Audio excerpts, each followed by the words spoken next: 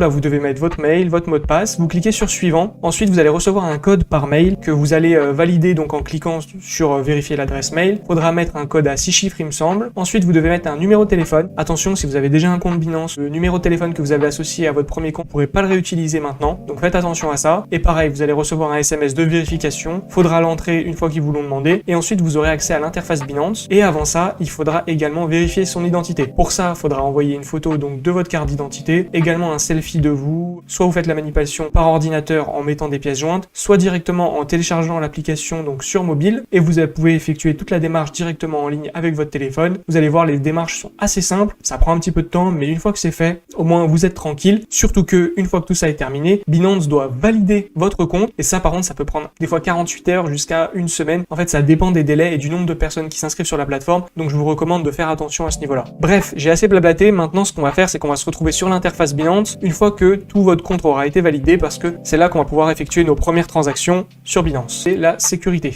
Lorsque vous allez dans l'onglet sécurité, vous pouvez configurer la 2MFA et c'est hyper important. C'est là, voilà, avec Google Authenticator. Qu'est-ce que ça vous permet de faire? Ça vous permet en fait de sécuriser votre compte tout simplement en téléchargeant une application qui s'appelle Google Authenticator. Et en fait, à chaque fois que vous allez devoir vous connecter sur Binance, que ce soit sur téléphone ou ordinateur, vous devrez entrer un code qu'il y a dans cette application. Ce qui fait que si quelqu'un veut se connecter sur votre compte Binance depuis un autre ordinateur, il a besoin également de votre téléphone et de l'accès à Google Authenticator avec le mot de passe dedans pour se connecter. Donc c'est vraiment une double authentification, c'est hyper important. Donc je vous recommande de le mettre en place directement. Également, vous pouvez mettre en place la vérification via le numéro de téléphone. Mais bon, si un voleur a votre téléphone, il a accès aux deux. Ou sinon, la vérification par adresse mail. Vous recevez un code par mail à chaque fois que vous voulez vous connecter. C'est hyper important, faites attention. C'est vraiment facile de se faire pirater son compte si on fait pas attention. Alors, ne le négligez pas. Donc, du coup, maintenant, on se retrouve sur l'interface de Binance. Donc, ce que je vous propose de faire dans un premier temps, c'est d'aller sur l'onglet acheter des cryptos.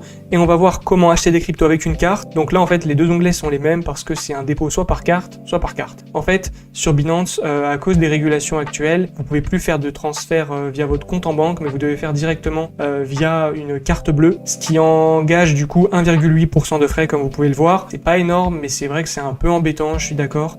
Malheureusement, on peut plus faire de dépôt par compte bancaire pour le moment, c'est assez dommage. Donc ce que je vous propose de faire, c'est que je vais faire je vais acheter je vais d'abord déposer de l'euro sur Binance. Donc j'utilise un de mes comptes personnels, mais c'est pas grave, ça me servira. Donc je vais déposer 20 €.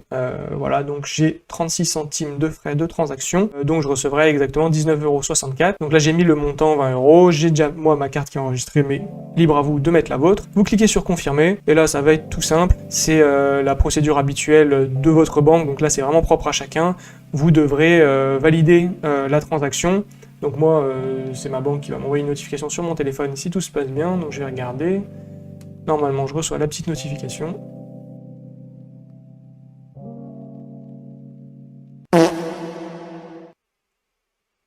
A few minutes later. Hop, j'ai bien la notification, j'ai validé, et normalement, ça devrait se passer correctement.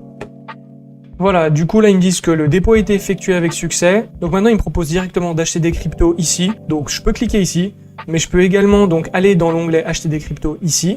Et donc on va commencer tout simplement par acheter avec le solde en cash, c'est-à-dire avec les euros que je viens de déposer sur la plateforme. Donc on va arriver sur cette interface qui est toute simple. C'est simple, vous mettez le montant en euros que vous voulez dépenser et la crypto-monnaie que vous souhaitez recevoir. Il n'y a vraiment pas plus simple. Donc là il m'affiche mon solde en cash, donc j'ai déposé 20 €, je devais déjà avoir une petite quinzaine d'euros. Donc j'ai 34 € en cash. Et ce que je vais faire, eh ben soyons fous, je vais acheter du BTC. Alors, si jamais vous voulez changer la devise que vous utilisez ici, voilà, il y a toutes les devises mondiales, enfin elles y sont pas toutes, mais il y en a pas mal. Et bien sûr, vous n'êtes pas obligé d'acheter du Bitcoin, hein. Vous pouvez acheter pas mal de cryptos. Il me semble qu'elles y sont pas toutes ici, parce qu'en fait elles sont pas toutes disponibles via de l'euro, donc vous devrez passer par une crypto-monnaie intermédiaire si vous voulez acheter une qui n'est pas dans cette liste. Mais moi je vais rester sur quelque chose de basique, donc je veux acheter du BTC pour 34 €. Je clique ici sur continuer, et donc là il me résume entre guillemets ma commande, si on peut appeler ça comme ça. Il me dit à quel prix j'ai acheté mon Bitcoin. Les frais, il n'y en a pas, c'est ça qui est avantageux lorsqu'on fait ce genre de transaction. Donc voilà, je vais recevoir 34 € de Bitcoin. Attention, là vous avez 1 minute pour valider le paiement, donc faut faire vite, parce qu'en fait il va maintenir ce taux de change pendant 1 minute, et après ça passera au taux de change la minute d'après. Je clique sur confirmer, normalement ça va relativement vite, donc faut attendre un petit peu, ça dépend aussi de l'affluence sur le site, voilà. Et là on me dit que j'ai acheté ça de BTC, donc bon, vous voyez c'est des décimales, hein. Vu le prix d'un Bitcoin en ce moment, et on va aller voir du coup ce que ça donne dans mon portefeuille. Alors faites pas attention, il est possible qu'il y ait d'autres cryptos.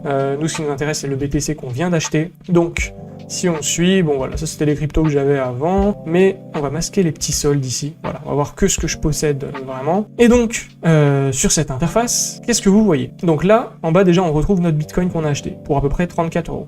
Bon, ça c'est une bonne nouvelle. Ensuite ici, donc vous avez votre compte principal, votre solde fiat and spot. Les fiat, qu'est-ce que c'est? C'est le solde que vous avez ici, c'est ce que vous possédez comme euro, comme dollar.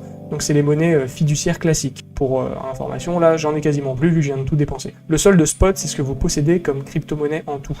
Et du coup, voilà, moi je possède un équivalent de 624 € si on fait la somme de tout ce que je possède. Et la PNL ici, c'est en fait la performance depuis la veille. Donc par exemple depuis hier, mon portefeuille a perdu 2,68% et donc 16 €. Donc là c'est ce que je possède en entièreté. Et ici, donc on voit mon BTC que je viens d'acheter.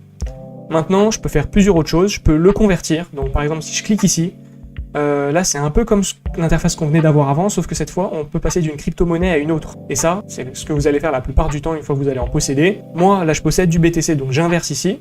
Je lui dis que je veux le maximum de BTC qu'il a sur la plateforme, et ensuite je peux les changer dans toutes les monnaies de la plateforme. Comme quoi il y en a vraiment beaucoup, on peut vraiment scroller énormément, mais moi ce que je vais faire c'est les changer contre de l'USDT. L'USDT, qu'est-ce que c'est? C'est du dollar sous forme de crypto-monnaie. Donc on vous fera peut-être une vidéo sur l'USDT de manière générale et les stablecoins. Donc c'est un stablecoin, il est indexé sur le dollar. Ça veut dire que sa valeur est tout le temps de 1, équivalent au dollar. Donc c'est une monnaie qui est assez pratique parce que du coup ça reste une crypto, donc vous pouvez l'échanger avec tout et n'importe quoi, mais elle est indexée sur dollar, donc elle ne bouge pas, elle n'est pas aussi volatile que les autres. Là on clique sur aperçu de la transaction, attention là faut aller très vite, vous avez que quelques secondes.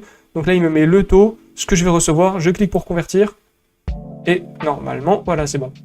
Ça a été fait avec succès. Donc on voit que j'ai obtenu 39 USDT.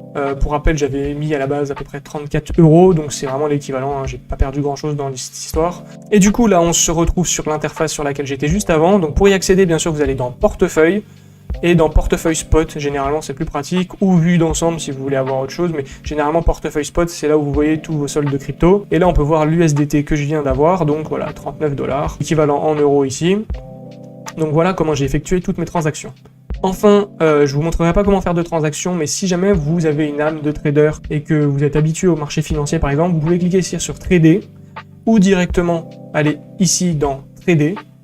Et là, vous avez accès à différentes interfaces. Donc, convertir, c'est celle sur laquelle on était juste avant. Ensuite, vous avez la fondamentale et la avancée. Moi, je vous recommande, si vous êtes débutant, plutôt d'utiliser la fondamentale. On voit rapidement à quoi elle ressemble. Donc, vous allez voir, c'est une interface de trading somme toute basique, avec des graphiques, des statistiques, un moyen de placer des ordres. Donc voilà, vous avez les graphiques ici, les carnets d'ordre sur les côtés, les paires disponibles, et en bas une petite interface assez simple hein, pour acheter ou vendre. Et si jamais vous voulez une interface plus avancée, vous cliquez sur avancer ici, et généralement voilà, l'interface change un petit peu, voilà le graphique est placé ici, pour placer les ordres c'est là, là vous pouvez voir tous vos ordres ouverts, bon l'interface est en soi à peu près la même, mais ils appellent ça la version pro entre guillemets, qui est accessible à tous bien sûr.